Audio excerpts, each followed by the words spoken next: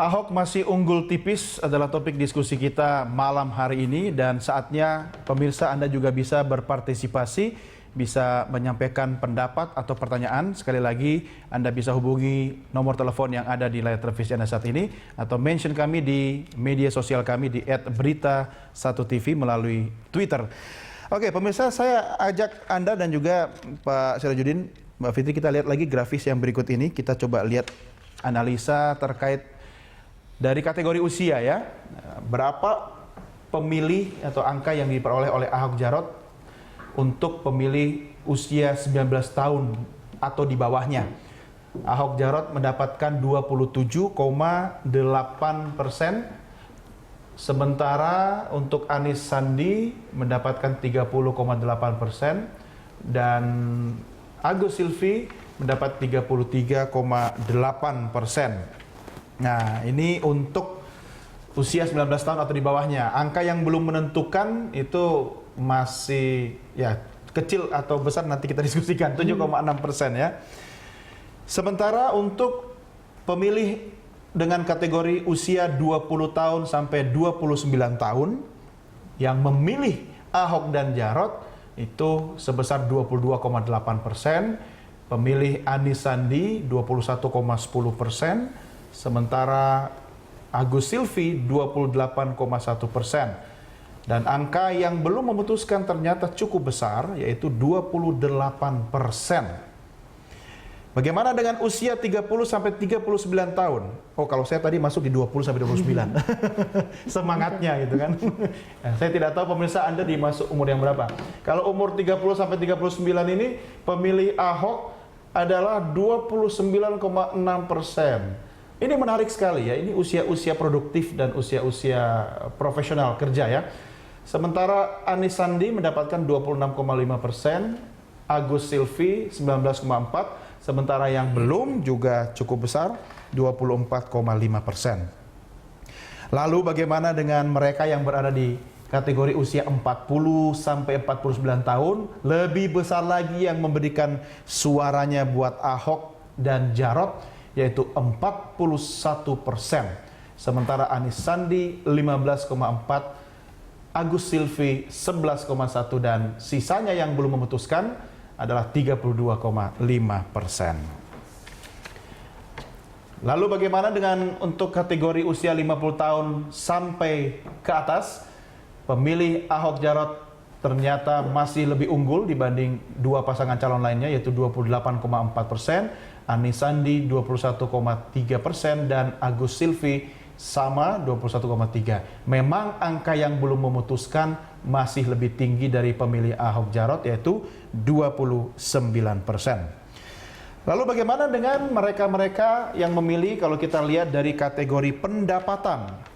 Ya, ini menarik sekali pemirsa. Ternyata dari ketiga calon yang memilih Ahok, Anies, dan Agus itu, kalau untuk pemilih di bawah pendapatan Rp999.000, ternyata Agus dan Silvi mendapatkan dukungan terbesar dibandingkan Ahok dan Anies. Anies mendapat 15,6%, sementara Ahok Jarot 18,8%. Ini di kalangan mereka yang berpendapatan di bawah Rp999.000. Lalu bagaimana dengan mereka yang berpenghasilan Rp1 juta sampai Rp3,499.000? Ternyata memilih Ahok lebih besar, 30,3%, sisanya Anies dan Agus masing-masing di 20,4% dan 15,1%, dengan angka yang belum memutuskan 34,2%. Untuk mereka yang berpenghasilan 3,5 juta ke atas, ternyata lagi-lagi Ahok dan Jarot unggul dengan 33,9%, sisanya Anies Sandi di 28,6% dan Agus Silvi 16,10%, yang belum memutuskan 21,4%. Ini memang kalau baca angka data statistik capek juga ya. Tapi bagi pasangan calon ini harus diperhatikan betul gitu kan. Kira-kira yang menarik dari hal-hal yang disampaikan tadi, Menurut Anda LSI yang mana ini Mbak Fitri nih? Yang dari penghasilan kah, umur kah? Kita meng-highlight ya beberapa karakter segmentasi aneka pemilih di Jakarta ini. Dilihat dari berbagai segmen tadi, terlihat kalau pemilih pemula, yaitu dia usia 19 tahun ke bawah, itu lebih cenderung ke pasangan Agus dan Silvi. Agus Silvi ya. Karena mungkin karakter Pak Agus yang juga muda dan fresh, mewakili kalangan muda, ya semangat baru seperti itu.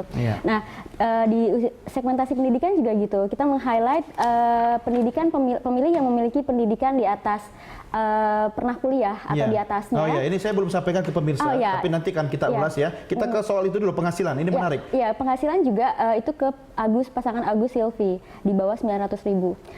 Tidak ke pasangan Anies dan tidak ke pasangan Ahok. Itu yang kita highlight. Kenapa ya? Mereka lebih senang lihat Mas Agus gitu ya?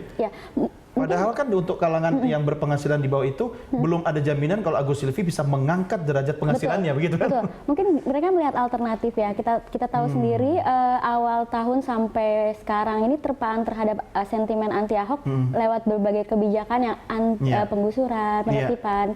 Itu memberikan terpaan persepsi negatif kepada masyarakat yang khususnya yang penghasilannya di bawah. Di bawah 1 juta. Tapi jangan lupa bahwa yang belum memutuskan itu angkanya besar sekali, 43%. Betul sekali.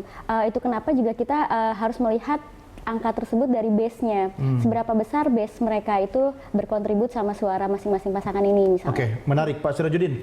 Saya juga harus memastikan bahwa mereka yang angka ini mewakili suara pemilih nanti itu juga adalah orang-orang yang punya hak pilih. Artinya memang KTP-nya KTP Jakarta gitu kan. Karena kalau kita bicara sentimen anti Ahok yang katanya juga meningkat di beberapa wilayah Jakarta, banyak juga ditemukan bahwa ternyata sentimen anti Ahok itu dilakukan oleh orang-orang yang bukan warga DKI Jakarta gitu kan. Bagaimana Anda melihatnya? Iya, survei pasti ditanya. Asli Jakarta, punya KTP Jakarta, punya hak pilih di Jakarta tidak. Kalau tidak ya di rule out ya, terus diganti.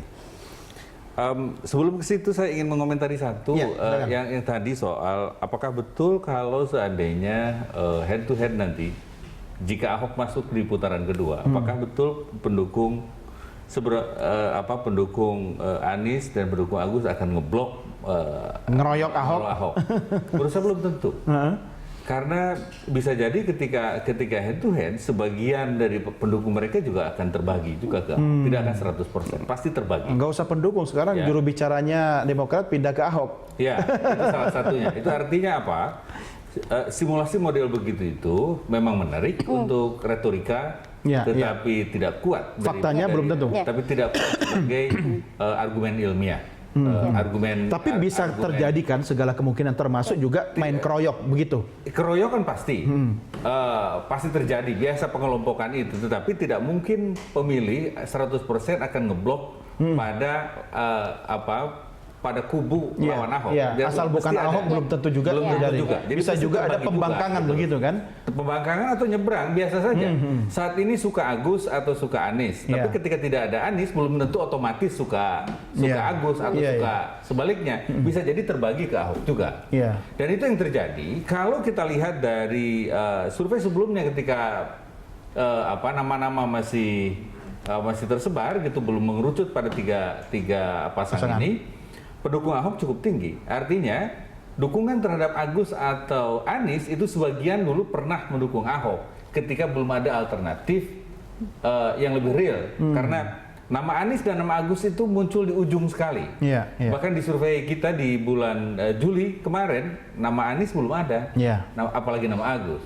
Jadi penting digarisbawahi itu. Jadi ketika dihadapkan pada konteks head to head gitu, belum tentu pendukung Agus ngeblok ke Anies atau pendukung Anies. Artinya ini juga kabar gembira buat Ahok kan? Tentu saja. Dan tim suksesnya gitu kan? Ini Anda lakukan penelitian sekarang, tapi bulan depan bisa berubah atau sesaat sebelum pilkada begitu kan? Jadi saya sepakat yang dianalisa Pak Sirajudin ini. Memang tidak sesederhana itu. Cuman ini jadi kita melakukan simulasi itu untuk wake up call aja Pak. Wake up call untuk para pendukung Ahok bahwa ini tren terus turun nih. Kalau misalnya tren ini tidak dihentikan, beberapa pemilih yang memang sudah tidak anti Ahok, kan ada istilah asal bukan Ahok. Nah, diharapkan ya dia bisa masuk putaran kedua atau diselesaikan di putaran pertama seperti itu. Cuman betul memang tidak sesederhana itu karena persepsi dan pilihan itu kan sifatnya fluid ya, artinya sangat cair gitu ya. Apalagi politik tidak ada musuh abadi atau kawan apalagi abadi. ini belum masuk masa kampanye. Kepentingan abadi gitu kan. Bisa saja nanti ketika sudah mengerucut tinggal di putaran kedua, ya kepentingan lah yang bicara gitu kan. Nah, oke, kita akan lanjutkan. Kita masih punya soal kategori pendidikan, tapi kita break dulu, Bapak Ibu sekalian. Pemirsa, kami segera kembali tetap bersama Prime Time Talk.